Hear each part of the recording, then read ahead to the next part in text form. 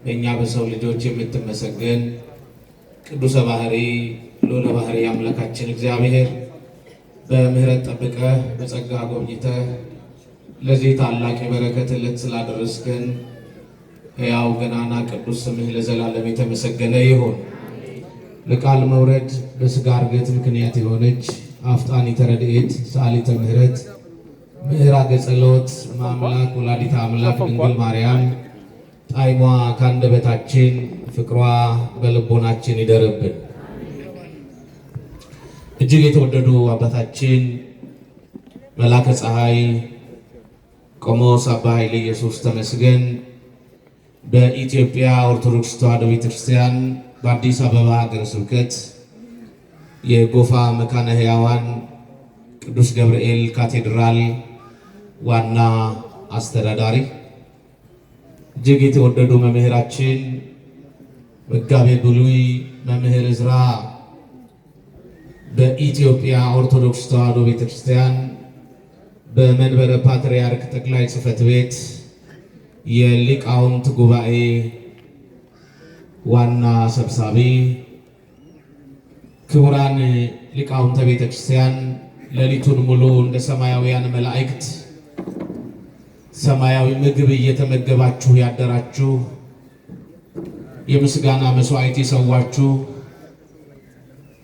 አኮቴተ ቁርባኑን ለምእመናን ያቀበላችሁ የእግዚአብሔር አገልጋዮች ሊቃውንተ ቤተክርስቲያን ካህናት፣ ሐዋርያት፣ ዲያቆናት የክርስቶስ ወንጌል ለዓለም እንዲበዛ ምእመናን በቅድስና እንዲለወጡ የክርስቶስን ወንጌል የምትሰብኩ መምህራነ ወንጌል የዚህ ታላቅ ካቴድራል ሊቃውንት በአጠቃላይ በዚህ ሰዓት የመልአኩን የቅዱስ ገብርኤልን ምልጃ የእግዚአብሔርን ቸርነትና ምሕረት አስባችሁ በቅዱሱ መቅደስ የተገኛችሁ የእግዚአብሔር ልጆች ማህበረ ምእመናን ወምእመናት ወራዙት ወሕፃናት ለተከበረው ሥጋዊ ጤንነታችሁ ለማያልፈው ዘላለማዊ መንፈሳዊ ሕይወታችሁ ሁላችሁም እንደምን አደራችሁ? ድምፃችሁ አንሷል። እንደምን አደራችሁ? እስኪ አንድ ጊዜ በልጅነት መንፈስ ልዘዛችሁና ሁለት እጃችሁን ከፍ አድርጉ። ሁለት እጃችሁን ሳታቋርጡ እኩል ሁላችሁም ቿ እያደረጋችሁ አመስግኑት እግዚአብሔር።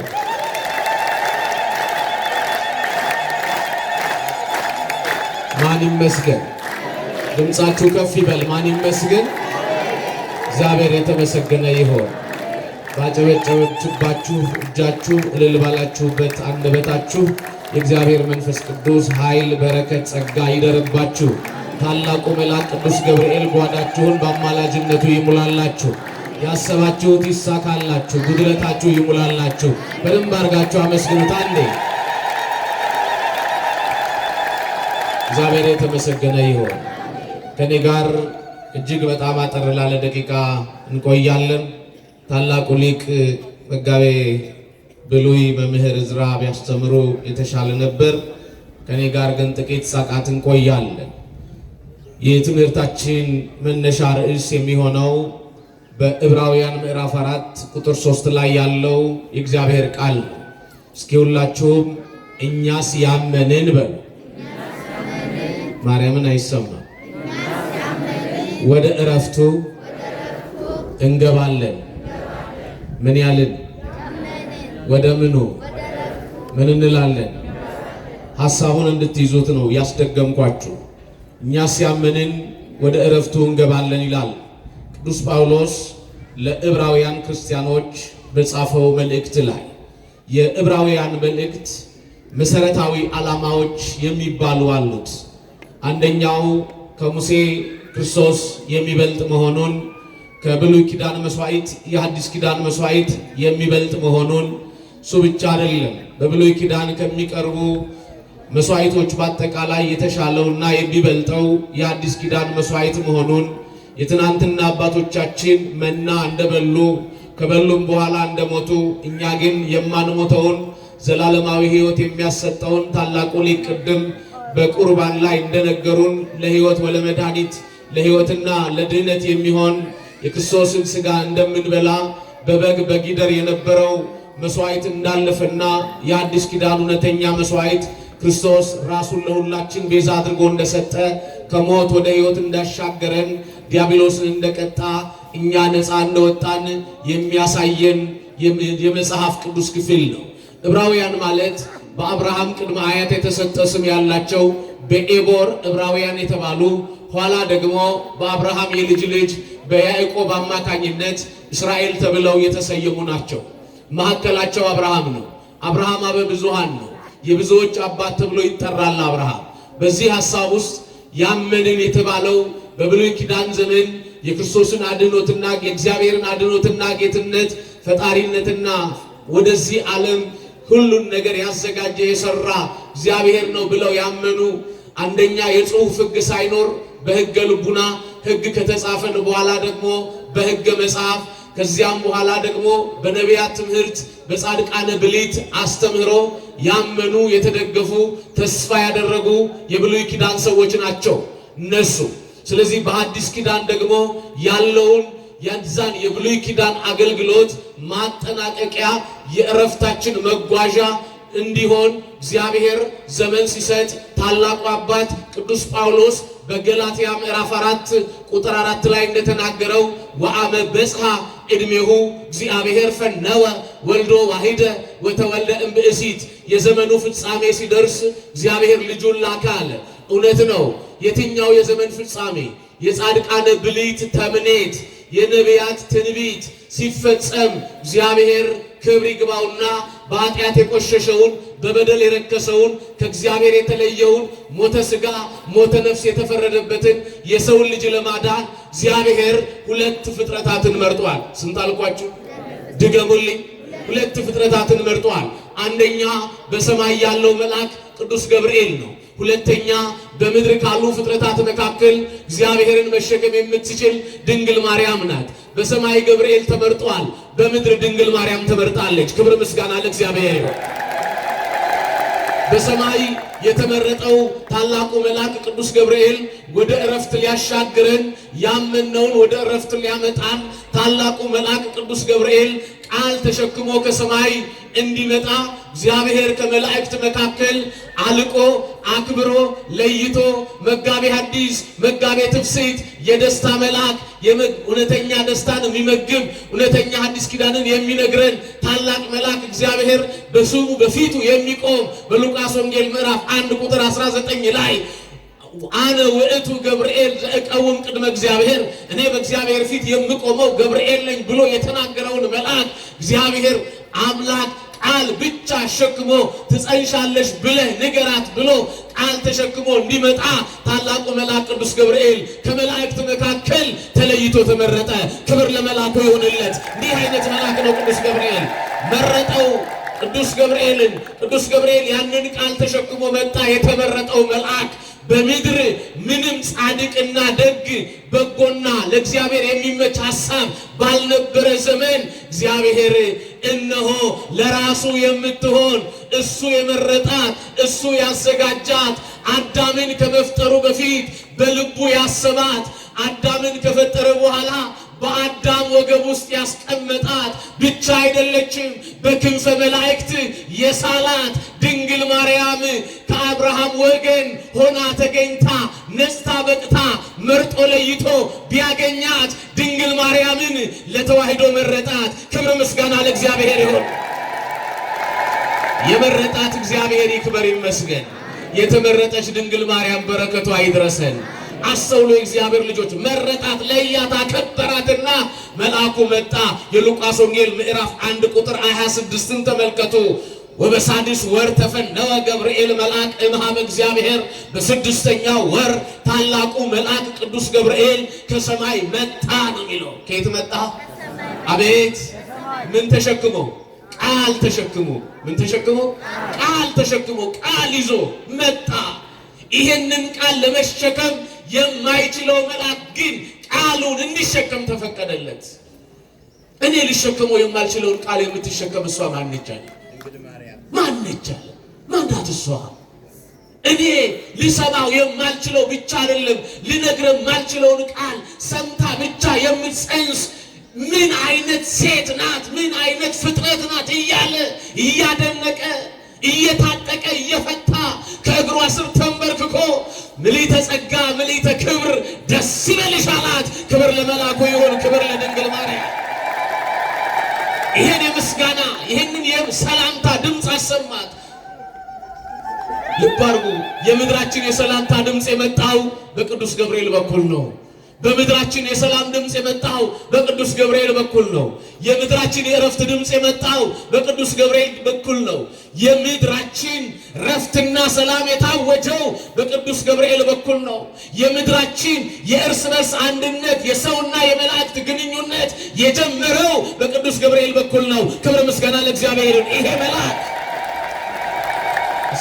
የምድራችን ረፍት የጀመረው የምድራችን ሰላም የጀመረው ያንን የመልአኩ ድምፅ ስትሰማ ትጸንሻለሽ ሲላት ከብዙ ክርክር በኋላ ይኩነኒ በከመ ትቤለኒ ነያ ዓመተ እግዚአብሔር እኔ እግዚአብሔር አገልጋዩ ባሪያው የእግዚአብሔር አገልጋይ ባሪያ የሆንክ ቅዱስ ገብርኤል በእውነት ለእግዚአብሔር የሚሳነው ነገር የለም ብለሃልና እንደ ቃል ይሁንልኝ ስትል የማይታየው አምላክ ሊታይ ረቂቁ አምላክ በግዘፈ ሥጋ ሰው ሆኖ በተዋህዶ ሊገለጥ ፈቃዱ ሆነ።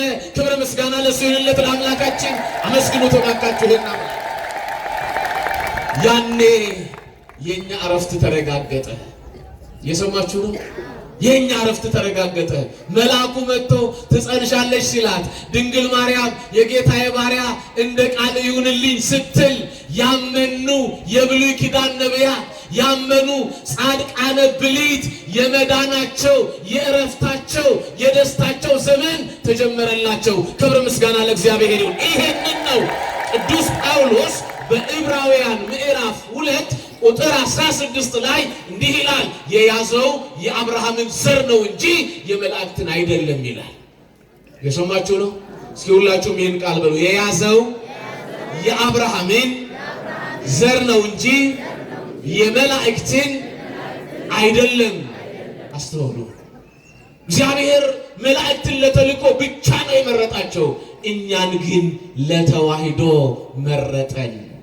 ለተዋህዶ እኛ ለመመረጣችን ምክንያቷ እግዚአብሔር ከሰማይ እንዲወርድ እግዚአብሔር ሰው እንዲሆን ሰው ደግሞ እግዚአብሔር እንዲሆን ምክንያት የሆነች እነሆ መልአኩ ቅዱስ ገብርኤል ያበሰራት ማምላክ ወላዲተ አምላክ ድንግል ማርያም ናት። ክብር ምስጋና ለእግዚአብሔር።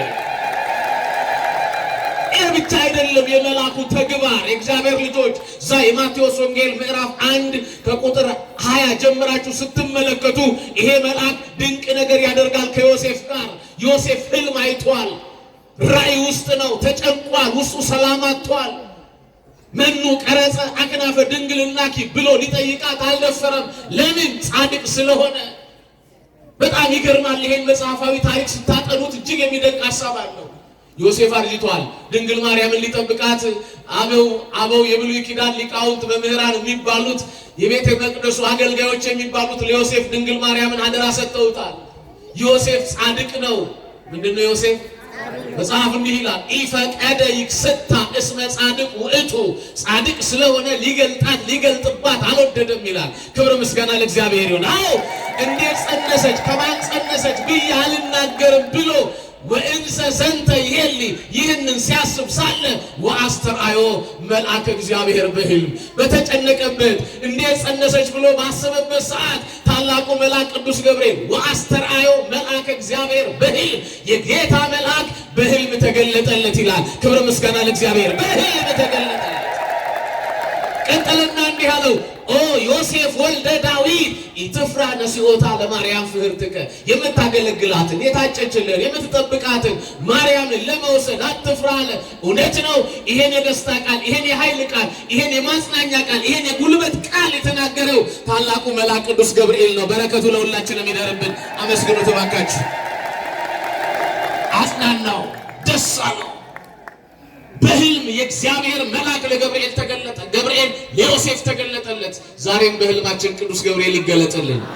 ብዙ ሕልም አለን፣ ብዙ ራእይ አለን፣ ብዙ የምናስበው የምንፈልገው የምንጠብቀው ነገር አለ።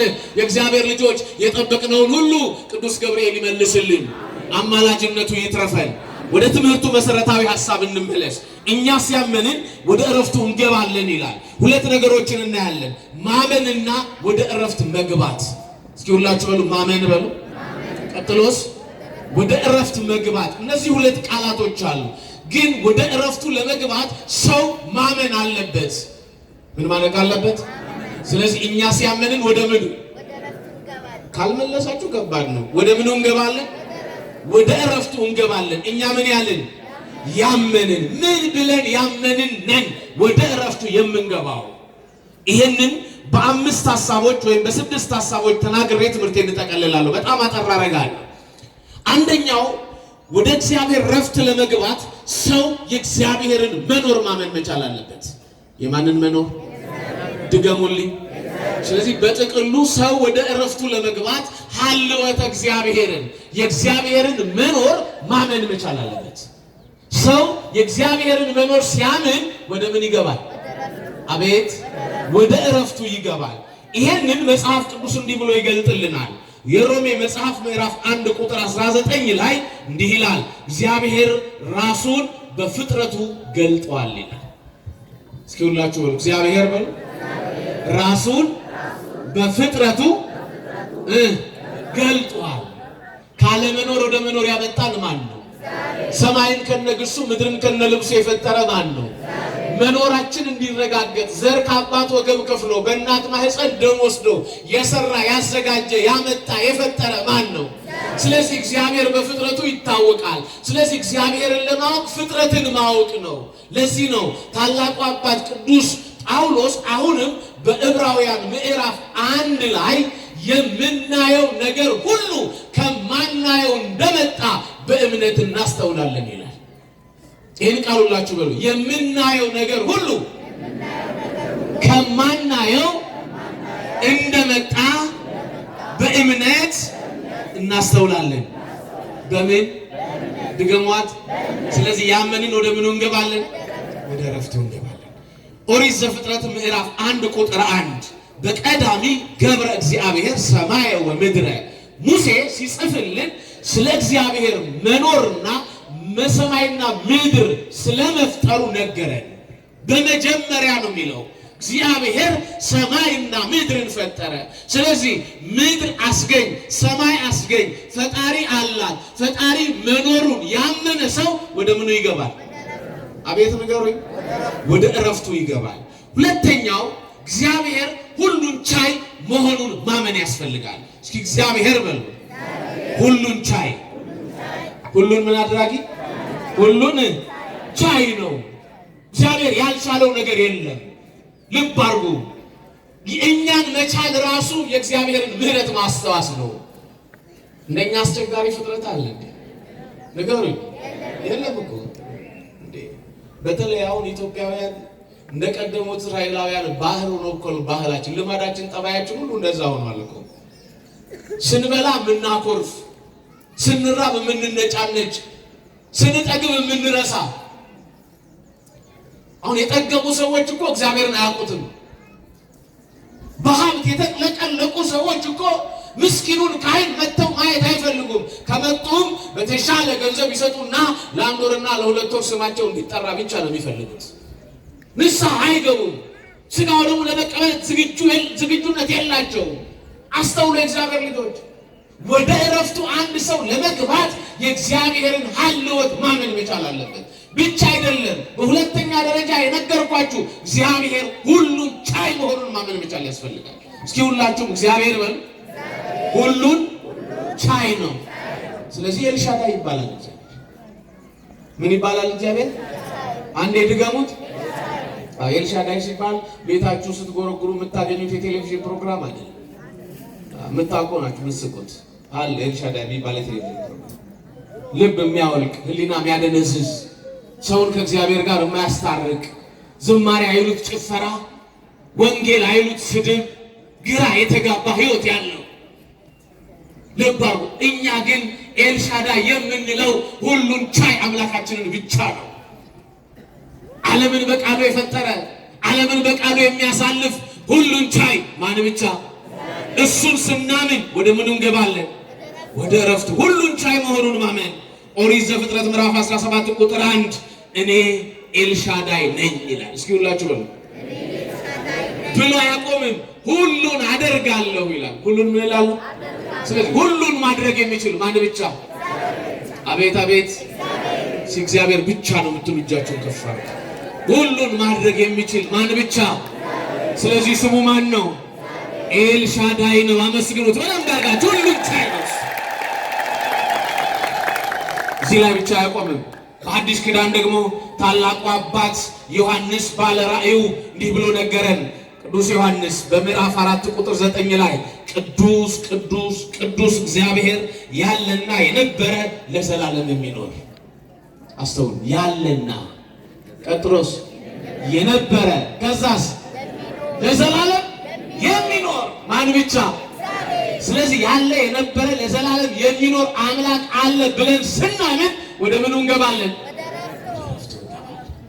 ወደ እረፍቱ እንገባለን። ሶስተኛ የማይለወጥ አምላክ መሆኑን ማመን። እስኪ በሉ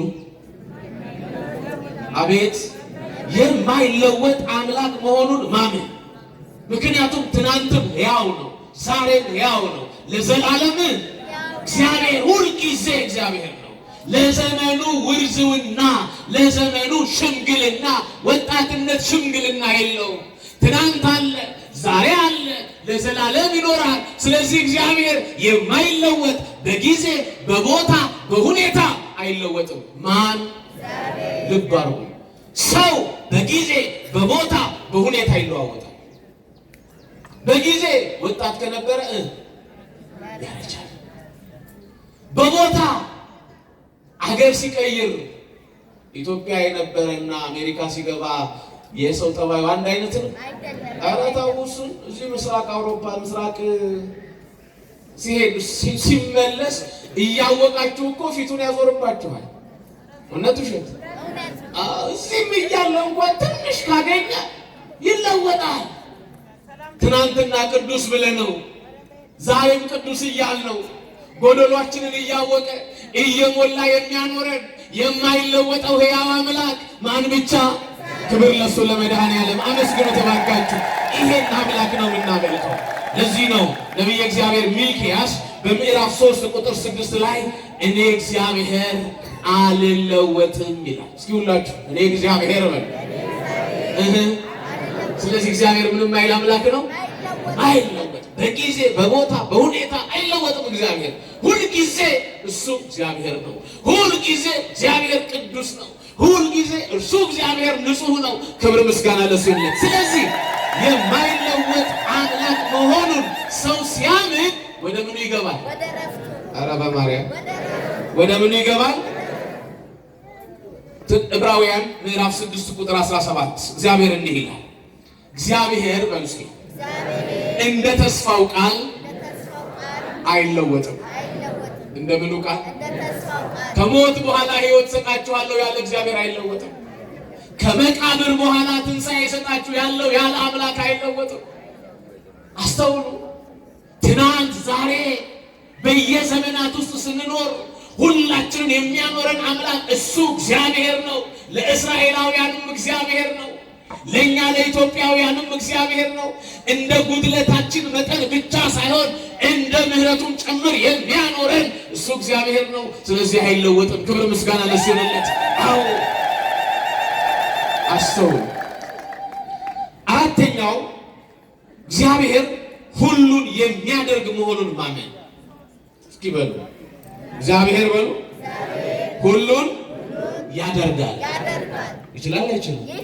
ለዚህ ነው ቅዱስ ዮሐንስ ወንጌላዊ በምዕራፍ 1 ቁጥር 3 ላይ ዘቦቱ ሁሉ ኮነ ወዘእንበሌሁሰ አልቦ ዘኮነ፣ የሆነው ሁሉ በእርሱ ሆነ። በማን ሆነ? በእግዚአብሔር። ከሆነው አንዳችስ እንኳ ያለ እርሱ የሆነ የለም ማለት። ስለዚህ ያለ እግዚአብሔር ፈቃድ የሚሆን ነገር አለ? ነግደን ማትረፋችን በማንቸርነት፣ ወልደን መሳማችን በማንቸርነት፣ ወጥተን መግባታችን በማንቸርነት። ስለዚህ ሁሉን ማድረግ የሚችል በመሆኑን ሲያምን ሰው ወደ እረፍቱ ይገባል። እንቀጥል። አንደኛ ቆሮንቶስ ምዕራፍ 2 12 ቁጥር 6 ሁሉን በሁሉ የሚያደርግ እግዚአብሔር አንድ ነው ይላል። እስኪ ሁላችሁ በሉ ሁሉን በሁሉ የሚያደርግ እግዚአብሔር አንድ ነው። ሁሉን በሁሉ ያደርጋል አይደል? ሲጎልባችሁ ሙላታችሁ ማን ነው? ሰላም ስታጡ ሰላማችሁ ማን ነው? የእያንዳንዳችሁ የህይወት ጥያቄ መልስ ማን እጅ ላይ ነው? ሁሉን በሁሉ የሚያደርገው እግዚአብሔር ሁልጊዜ አንድ ነው። ምሕረቱ፣ ይቅርታው፣ በረከቱ ያልተለየ። እኔ አንዳንድ ጊዜ ይገርመኛል። የእግዚአብሔር ምሕረት በእኛ ኃጢአት አይመዘንም። እየሰማችሁ ነው? የእግዚአብሔር ምሕረት በእኛ ኃጢአት አይመዘንም። በእኛ ኃጢአት ቢመዘንማ ኖሮ እኔም ቆሜ መናገር እናንተም ተቀምጣችሁ ማድመጥ አትችሉም ነበር። ለዚህ ነው መጽሐፍ ቅዱስ ዳዊት እንዲህ አለን፣ ርሁቀ መዓት ወብዙሃ ምሕረት ወጻድቅ መዓቱ የራቀ ምሕረቱ የበዛ በምሕረቱ ብዛት ብቻ የጠበቀን ማን ብቻ? ክብር ለሱ ለአምላካችን ለእግዚአብሔር። ሁሉን ያደርጋል። አምስተኛው እግዚአብሔር አዋቂ መሆኑን ማመን። እስኪ ሁላችሁ በሉ እግዚአብሔር በሉ አዋቂ መሆኑን እግዚአብሔር ምንድን ነው? ሁላችሁ በሉ። ስለዚህ እሱ አዋቂ ነው። ከአዋቂዎች በላይ የሆነ አዋቂ፣ የአዋቂዎችን እውቀትና ጥበብ ማስቀረት የሚችል ጥበበኛና አዋቂ ማን ብቻ? እግዚአብሔር ብቻ።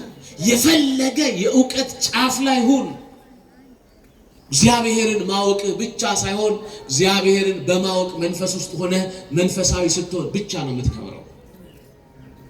አስተውሉ። ቤተክርስቲያኒቱ እግዚአብሔርን የማወቅ እውቀት ችግር የለባትም። ምዕመናንም እግዚአብሔርን የማወቅ ችግር የለብንም። ግን እግዚአብሔርን ባወቅነው መጠን የመገዛት መንፈሶቻችን ደክመዋል። አስተውሉ። እድሜ ያበደራቸው አባቶች የማርክሲዝም ሌኒኒዝም ፖለቲካ ጭንቅላታችን አደንዝዞን ርዕዮተ ዓለሙን የምንጠቀምበት ቤተክርስቲያንን ለማጥፋት ሆኗል። የሰማችሁ ነው? አዎ ሚዲያዎቻችን። እኔ ይገርመኛል።